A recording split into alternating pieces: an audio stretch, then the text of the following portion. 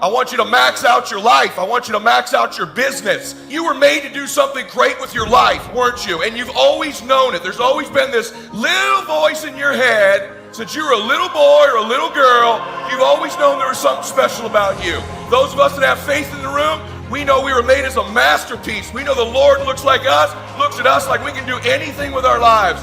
You weren't born to be average. You weren't born to have a mediocre existence on this earth. You were born to do something great, and that's why you're in this room. It's by no mistake that you've always had those thoughts, that intuition. If the economy is good, fantastic. If the banks are loaning money, that's great. If people are positive, that's great. You don't have any opposition, that's great. But the major key to your making things happen in your life is you. When you're trying to avoid the pain, when you're trying to avoid the struggle, when you're trying to avoid the hard things in life, you are actively choosing to be average. You are actively choosing to be mediocre. And you are actively choosing to move further away from what you want in life. Because that hardship and that pain and that struggle and that frustration, they give you the skills that will forge you into a motherfucking champion. All right, so remember that shit when you try to take the easy route. The easy route never pays well. The only route in life that pays well is the hard route, the struggle, the pain, the frustration, and the overcoming of those things. And not only do they pay, they fulfill you as well, because it shows the people around you. It shows your kids. It shows your brothers, your sisters, your friends, your community, what is possible. And there's nobility in that. Your mind says no. You just say, it's just what we do. It's what we do now. Because to get to where you want to go, the amount of pain involved, the amount of mental pain of how many times you're going to have to do something that you don't want to do to get to where you want to go. There's going to be more times you do something that you don't want to do than you are going to want to do. And that's your new norm. And then once you do this over and over and over again, it becomes like breathing. I don't want to live this lifestyle, but to get to the other side of this, I have to. We have two primary choices in life. We can either accept conditions as they exist, or we can take the responsibility to change them. See, a lot of people want to exempt themselves from taking responsibility. All they want to do is talk about the problem. Every time you see them, they'll tell you their story over and over and over and over again. No. You want to take responsibility for your life. I got me here. I can get me out of this. And I'm getting out. I'm not going to be a volunteer victim. You see people who do big things and you automatically say, that guy's so lucky, she's so lucky. You don't know that. You're assuming that. Going to work every day for 20 years and grinding your ass off and then becoming a multimillionaire, that's not luck. That's action and reaction. Quit using the word luck, quit believing in luck, and start believing in work. Start believing in results that come from your actions. When that alarm clock goes off, there's at least 50% of the time where that soft little pillow is just caressing your head and you want to stay there. And it takes discipline to go, nope, I'm going to get up out of this bed and I'm going to do what I'm supposed to do. Everyone in the world has a list of things they think they should do. I should lose weight. I should work out. I should spend more time with my kids. I should work harder. I should make more calls. I should. And then you know what? People don't do their shoulds and they get mad at themselves and they what I call should all over themselves. They beat themselves up about it. What changes people is when your should becomes a must.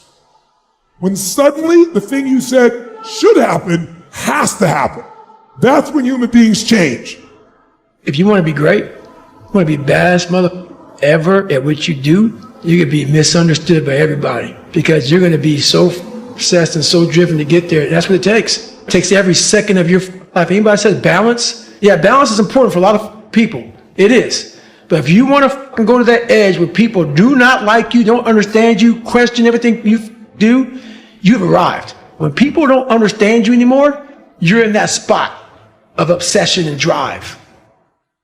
Here's the truth. This is the reality. Nobody's going to believe in you until you've already done it.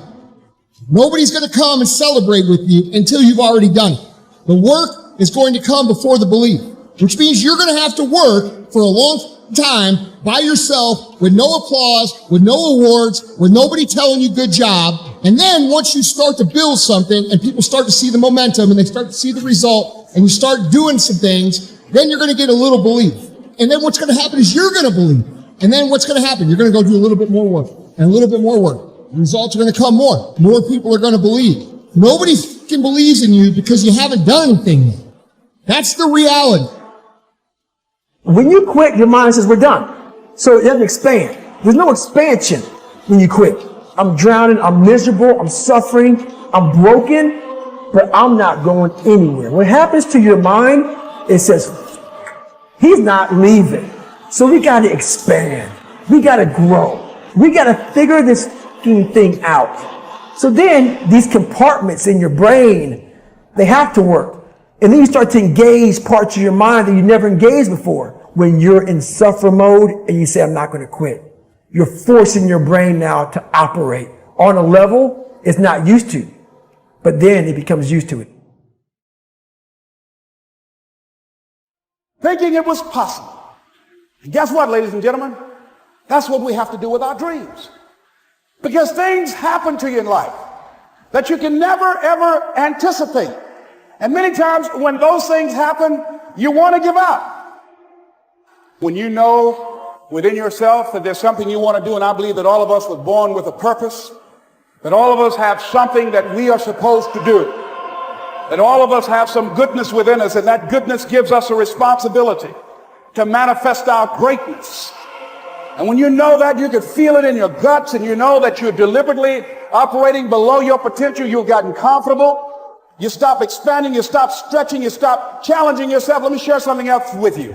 Not only is it possible for you to have your dream, but it's necessary. It's necessary that you have it, that you work on it, that you develop yourself, that you go for what is yours in the universe. Tell me one thing in your life that is great that came as a result of being comfortable. Because everywhere I look and everywhere I see in today's society, everybody's doing everything they can to be more comfortable, right? They're looking for the more convenience. They're looking for the quicker. They're looking for the faster. And see, there's opportunity in that for those of you that want to get better. Because I'm going to tell you right now, all the great things in my life, all the great things in other high achievers' lives, all the reasons that these successful people that you look up to, that you aspire to be like, are the way they are, have all come from a place of being uncomfortable. It's possible you've got some talents, some ideas in you, your ability to do some stuff that you haven't even discovered yet. Now I'm suggesting that it's necessary that you get outside of your comfort zone. It's necessary that you develop some new relationships where you can learn from people. It's necessary that you do reading, that you do research. It's necessary, if you're already involved in some business, that you don't be satisfied with where you are. If you want to make it today, it's necessary for you to constantly look at ways of getting better.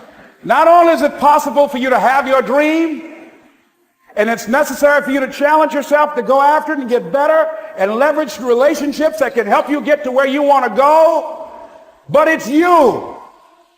The major key to your reaching your dream, your living up to your greatness, your making your contribution is you.